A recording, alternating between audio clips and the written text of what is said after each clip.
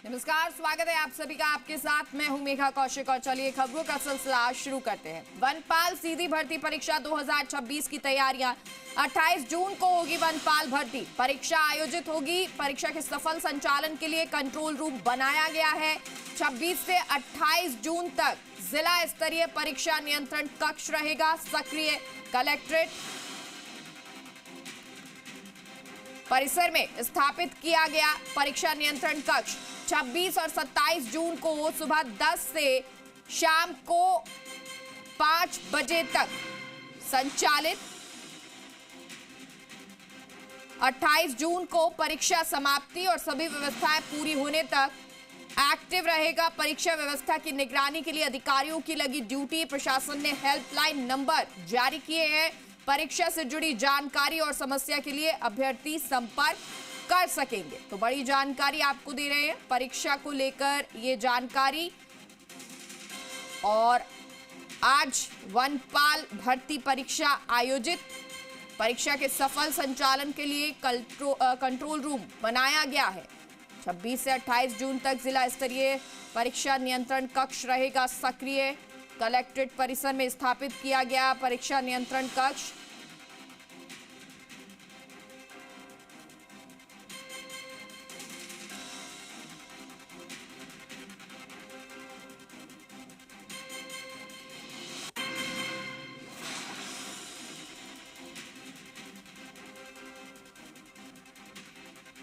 और चलिए ज्यादा जानकारी ले लेते हैं परीक्षा को लेकर। दिनेश हमारे साथ जयपुर से जुड़ गए हैं, लोकेश जोधपुर से, अखिलेश शर्मा डूंगरपुर से जुड़ गए हैं। सबसे पहले दिनेश का रुख कर लेते हैं। दिनेश, परीक्षा को लेकर तैयारियां तो की गई हैं, आज परीक्षा क्या कुछ जानकारी और तस्वीरें दिखाएं? बिल्कुल मेघा, आज वनपाल भर्ती की सीधी परीक्षा है। तमाम तैयारियां कर्मचारी चयन बोर्ड ने पूर्ण कर ली। राजधानी जयपुर सहित प्रदेश के 38 जिला मुख्यालयों पर परीक्षाएं आयोजित हो रही है, जिसमें तकरीबन 1100 से अधिक परीक्षा केंद्र बनाए गए हैं और 3,70,000 अभ्यर्थी इस परीक्षा में पार्टिसिपेट कर रहे हैं। बड़ा कड़ा मुकाबला कहा जाता है, करारी टक्कर, बड़ा कंपटीशन, क्योंकि 259 पदों के लिए परीक्षा हो रही है। मेरे सहयोगी ब्रजेश ये तस्वीरें दिखा रहे हैं। हम गांधीनगर के बालिका स्कूल पे खड़े हैं, जहां ये परीक्षा आयोजित होने जा रही है। तमाम स्टाफ यहाँ का मुस्तैद है। 3 लेयर जांच के बाद अभ्यर्थियों को अंदर प्रवेश दिया जाएगा। मेटल डिटेक्टर के बाद पूरा स्कैन किया जाएगा। फेस बायोमेट्रिक जांच के बाद अभ्यर्थियों को परीक्षा केंद्र के अंदर प्रवेश दिया जाएगा। मेरे साथ कुछ अभ्यर्थी हैं जो कि परीक्षा देने के लिए मौके पर पहुंचे हैं। 11 बजे से परीक्षा शुरू होगी, 1 बजे तक, यानी 2 घंटे दिए जाएंगे। माइनस मार्किंग होगी। ये कह सकते हैं कि बड़ा कंपटीशन आज इस परीक्षा का होगा, क्योंकि 259 पदों के लिए 4.25 लाख अभ्यर्थी और उसमें भी माइनस मार्किंग है। हाँ सर, है बिल्कुल है। क्या कहेंगे, कैसा कंपटीशन, किस लेवल का कंपटीशन मानते हैं? कंपटीशन कम से कम एक सीट के लिए 1100 से 1400 बच्चों का कंपटीशन है और बहुत ही बढ़िया है। वैसे यही उम्मीद रखते हैं कि कोई आउट नहीं हुई, पेपर आउट नहीं हो। क्या लग रहा है पिछली परीक्षाओं को देखते हुए इस परीक्षा में? जब तक कर्मचारी चयन बोर्ड का देखते आ रहे हैं उस हिसाब से ये तो लग रहा है कि भाई स्टिक तो हो रहा है। स्ट्रिक्ट हो रहा है, कॉन्फिडेंट है कि पेपर आउट नहीं होगा? हाँ, लग है तो है, पर लेकिन बता नहीं सकते सरकार में क्या हो, क्या हो सकता है। पिछली परीक्षाओं को देखते हुए कर्मचारी चयन बोर्ड की तैयारियां, सरकार की तैयारियों को लेकर क्या लग रहा है, आश्वस्त हैं?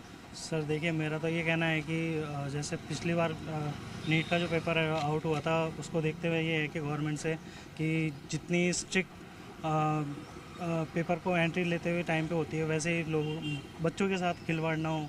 वो जो बच्चे हैं जो तैयारी कर रहे हैं और उनका जो मतलब कॉम्पिटिटिव एग्ज़ाम के लिए वो महीने 2-2, 3-3 मतलब साल भर दे देते हैं और फिर एग्ज़ाम के टाइम पे उनका साथ ख़राब होता है, टाइमिंग ख़राब होती है, उनकी मेहनत ख़राब होती है और पेपर रद्द हो जाते हैं, ये सब हो जाते हैं। सर मैं तो ये चाहता हूँ कि गवर्नमेंट इस चीज़ों पर बहुत स्ट्रिक्ट ले और सख्ती से पेश आए गवर्नमेंट की, पेपर आउट ना हो, डमी अभ्यर्थी ना बैठे। क्या लग रहा है, अभी कोई ऐसी इस तरह की आशंका है कि पेपर आउट हो सकता है? हाँ, पेपर आउट तो हो सकता है, पहले भी हो रहा है। हर भर्ती में ऐसी कोई भर्ती नहीं है पेपर आउट नहीं हो रहा है। हम तैयारी करते हैं, तैयारी करने के बाद में पेपर आउट हो जाता है। तो पिछले 2 साल का रिकॉर्ड देखें तो ऐसा पेपर कोई आउट हुआ नहीं। ऐसा तो पता नहीं लगा, लेकिन पेपर तो होता है आउट। लेकिन हम तैयारी करने वाले छात्र रह जाते हैं और पैसे दे के और नौकरी लग जाते हैं। देखिए मेगा, अभी भी अभ्यर्थियों में ये आशंका बनी हुई है क्योंकि हाल ही में नीट का पेपर आउट हुआ, जो कि बड़ी या ब्लंडर मिस्टेक कही जा सकती है। जिस तरह तमाम सरकारी एजेंसियां एसओजी सहित पूरी मुस्तैदी के साथ पेपर आउट को रोकने के लिए, डमी अभ्यर्थियों को रोकने के लिए काम कर रही है, उसी तरह जो नकल माफिया है वो भी सक्रिय है। वो सीधा सरकार को चुनौती देते हैं कि तुम डाल तो हम पात और पेपर आउट होकर रहेगा। इस तरह की चुनौती, हालांकि देखा जाए भजनलाल सरकार जब से बनी पिछले 2 साल में राजस्थान के चाहे आरपीएससी का हो या कर्मचारी चयन बोर्ड का हो, किसी भी एग्जाम में पेपर आउट नहीं हुआ। ये उपलब्धि कही जा सकती है सरकार की।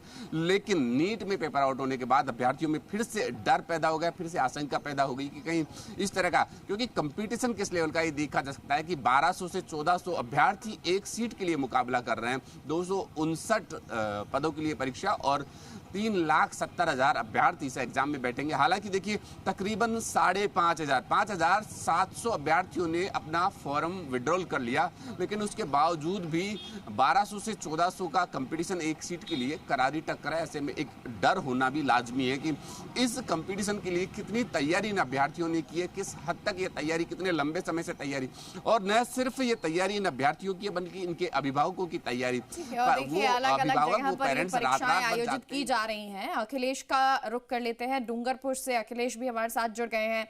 अखिलेश, डूंगरपुर से क्या तस्वीरें नजर आ रही है? कितने केंद्र बनाए गए हैं, किस तरह की तैयारी है, और जो परीक्षार्थी अभ्यर्थी जो पहुंच रहे हैं वो कितना कॉन्फिडेंस नजर आ रहे हैं? जी बिल्कुल, डूंगरपुर जिले के अंदर भी जो परीक्षा को लेकर 34 केंद्र बनाए गए हैं, जिसमें 20 केंद्र सरकारी स्कूलों के अंदर है और बाकी जो 14 केंद्र वो निजी विद्यालयों के अंदर है। अभी मैं एक निजी जो सेंटर है वहां पर मौजूद हूँ। आप देख सकते हैं कि 9 बजे से जो एंट्री है वो परीक्षार्थियों की वो शुरू कर दी गई है। सघन जांच, त्रिस्तरीय जो जांच है वो की जा रही है। प्रत्येक अभ्यर्थी की गहन जांच के बाद उन्हें अंदर प्रवेश दिया जा रहा है, जिसके पहले आप देख सकते हैं कि जो पुलिसकर्मी है वो दस्तावेज और उनकी चेकिंग कर रहे हैं। इसके बाद अंदर जाने के बाद में जो बायोमेट्रिक है, फेस रीडिंग जो जांच है, उसके बाद में उनको प्रवेश दिया जा रहा है। किसी प्रकार के नकल और अनुचित साधनों का उपयोग नहीं हो, इसके लिए पूरी तरह से कर्मचारी चयन बोर्ड ने व्यवस्थाएं की है।